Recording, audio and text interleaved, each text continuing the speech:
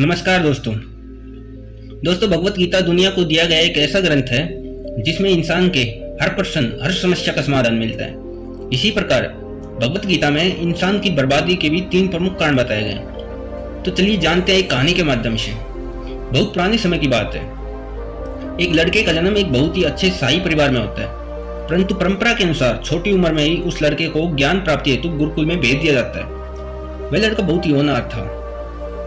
उसने सभी वेद ग्रंथों का अध्ययन अच्छे से किया, किंतु एक प्राकृतिक आपदा में उसके माता पिता के साथ उसका पूरा परिवार भी समाप्त हो गया।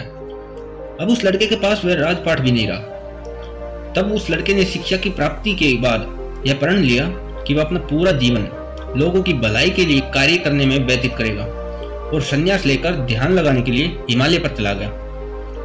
वह अपने जीवन में बहुत खुश था। हिमालय से बौद्धिक विकास कर वापिस आने पर अन्य लोग उसके पास शिक्षा लेने के लिए आया करते थे।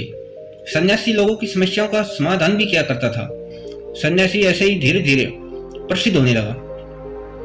जहां पर सन्यासी रहता था वहां का राजा बहुत क्रूर और कठोर हृदय वाला व्यक्ति था। वहां के राजा को जब यह बात पता चली तो वह उस सन्यासी से मिला। सन्यासी से मिलकर राजा इतना प्रभावित हुआ कि उसने अच्छाई की राह पर चलने की ठान ली। राजा ने सोचा, जिस व्यक्ति के साथ कुछ समय बिताने पर ही मेरी जिंदगी में इतना बड़ा बदलाव आ सकता है, यदि ये मेरे साथ ही रहने लगे तो मेरी जिंदगी कितनी बदल जाएगी। राजा ने सन्यासी से महल में चलने का अनुरोध किया। सन्यासी राजा की बात से सहमत होकर महल में आ गया। वहां पर सन्यासी को शाही कक्ष में शाही भोजन परोसा गया। तब सन्यासी ने भोजन ग्रहण करने के पश्चात वापस जाने की आज्ञा मांगी। राजा ने अनुरोध किया कि आप चाहे तो मैं यहाँ बगीचे में ही आपके लिए कुटिया की व्यवस्था करवा सकता हूँ। आप जब तक चाहे आप यहाँ पर रह सकते हैं। सन्यासी ने पुनः राजा के अनुरोध को स्वीकार कर लिया और राजा ने सन्यासी के लिए कुटिया बनाई और उसमें एक सेवादार को भी नियुक्त कर दिया। एक दिन वह सेवादार बीमार हो गया और फिर कुछ दिन नहीं आया। तब सन्यासी को भोजन देने वाला वहां कोई नहीं था।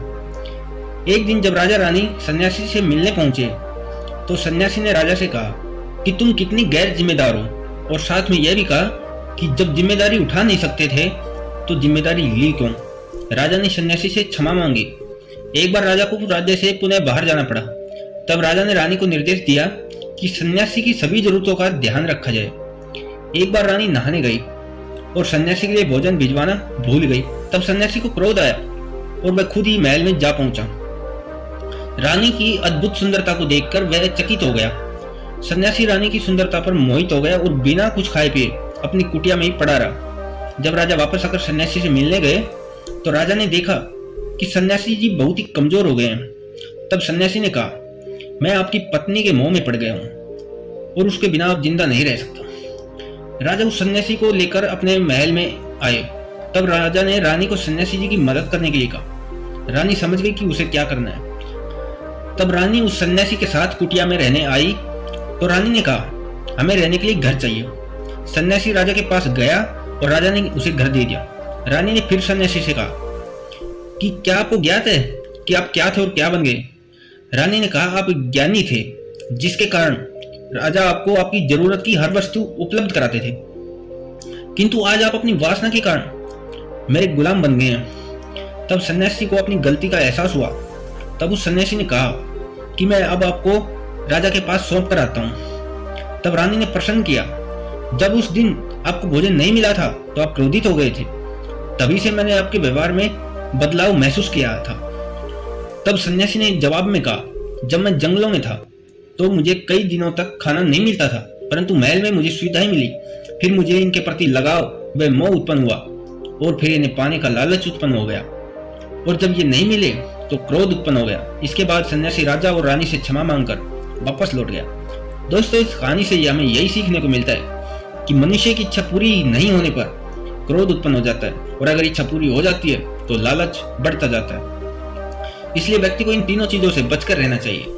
जब सन्यासी इन विकारों में फंस सकता है तो हम तो साधारण मनुष्य हैं। इसलिए अपने विकारों को अपने वश में रखने के लिए हमें ध्यान अर्थात मेडिटेशन का सहारा लेना चाहिए। दोस्तों, वीडियो कैसी लगी?